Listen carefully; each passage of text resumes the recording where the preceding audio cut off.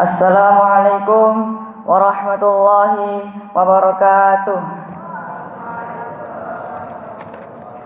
Alhamdulillahi rabbil alamin wa bihi nasta'inuhu ala umurid dunya waddin, wassalatu wassalamu ala asyrafil anbiya'i wal mursalin sayyidina Muhammadin wa ala alihi wa sahbihi ajma'in, amma ba'd. Segala puji bagi Allah Subhanahu wa taala yang telah memberikan kita begitu banyak kenikmatannya. Dan antara kenikmatannya ialah nikmat kesehatan, nikmat kesempatan, dan terlebih-lebih lagi nikmat iman dan Islam. Salawat serta salam semoga tercurahkan kepada Nabi junjungan kita, suri tauladan kita, yaitu Nabiullah Nabi Muhammad sallallahu alaihi wasallam. Ma'asyiral muslimin rahimani wa rahimakumullah. Ujian merupakan sebuah keniscayaan bagi orang-orang yang beriman dengan berbagai macam bentuk dan ukurannya.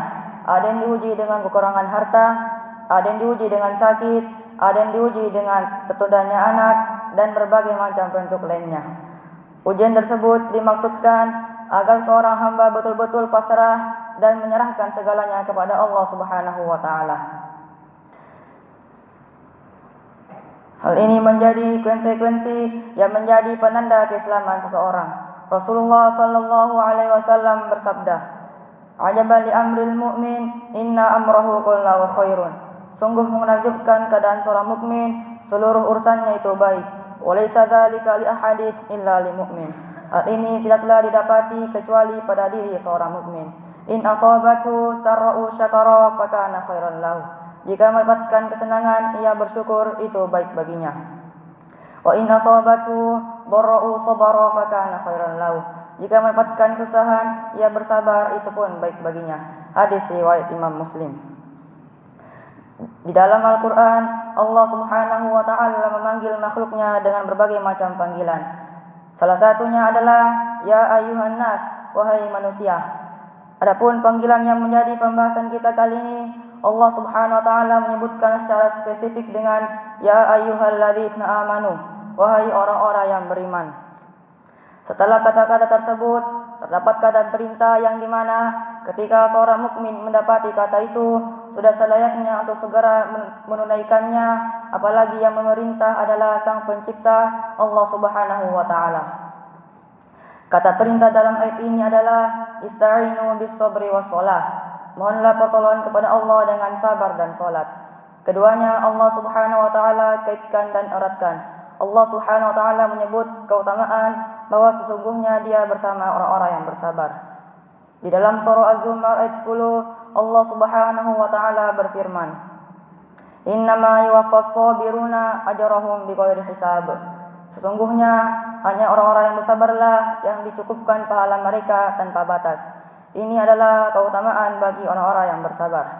Ma'asyiral muslimin rahimani wa rahimakumullah. Dalam menjalani kehidupan ini, seorang muslim diperintahkan untuk senantiasa meminta pertolongan dalam salat dan sabar. Karena kehidupan tidak akan terlepas dari dua hal, cobaan atau ujian dan nikmat atau kesenangan.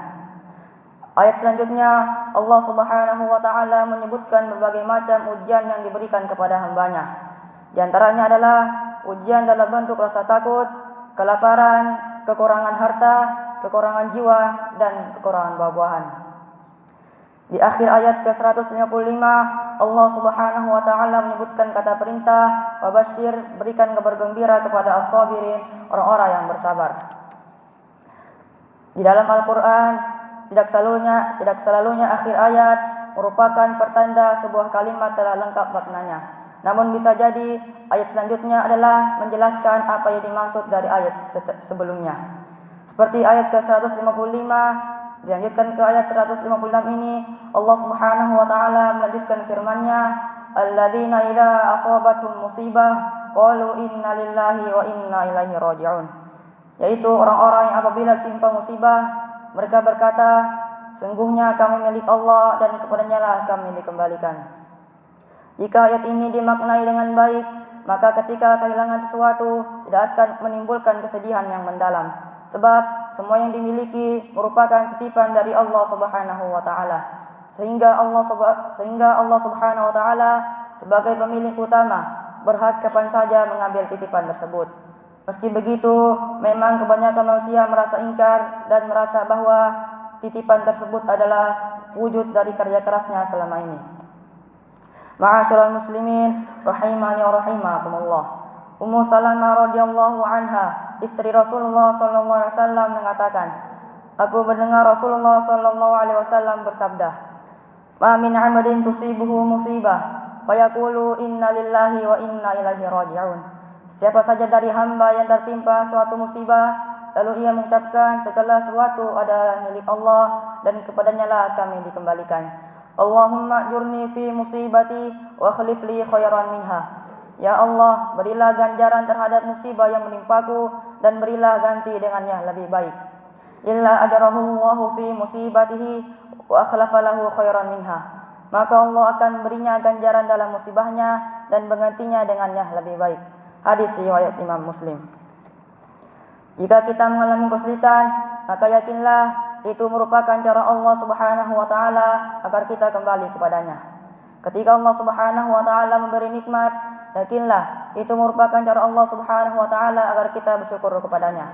Dan hal penting yang harus ada dalam diri kita adalah selalu memohon ampun kepada Allah Subhanahu wa taala.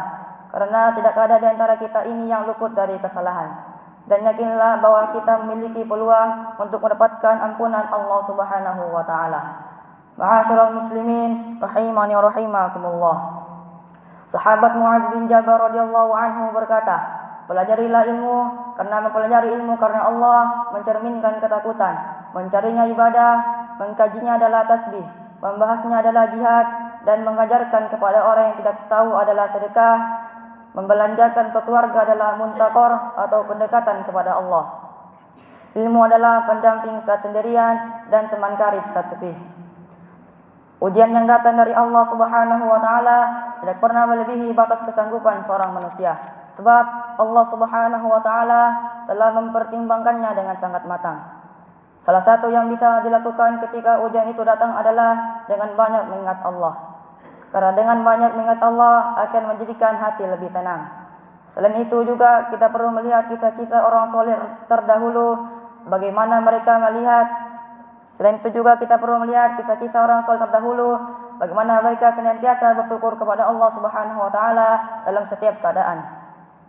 Kita juga perlu melihat ke bawah, melihat orang-orang yang jauh lebih kesulitan dibanding kita, agar kita senantiasa bersyukur kepada Allah Subhanahu wa taala. Ma'asyiral muslimin rahimani wa rahimakumullah. Semoga kita semua bisa dapat belajar dari musibah yang kita hadapi sehingga menambah derajat ketakwaan kita sebagai seorang muslim. Tentang ujian seringkali orang lain yang merasakan, tapi sebenarnya itu juga merupakan peringatan untuk kita. Misalnya kematian yang dialami oleh tetangga kita, itu berarti juga peringatan kepada kita secara langsung untuk tetap meyakini bahwa maut adalah kuasa Allah dan tak ada seorang pun manusia yang mengetahuinya. Mungkin hanya ini yang bisa saya sampaikan, lebih dan kurangnya mohon dimaafkan. Bila ada salahnya itu datangnya dari saya pribadi, dan bila ada benarnya itu datangnya dari Allah Subhanahu wa taala. Billahi taufiq wal hidayah. Wassalamualaikum warahmatullahi wabarakatuh.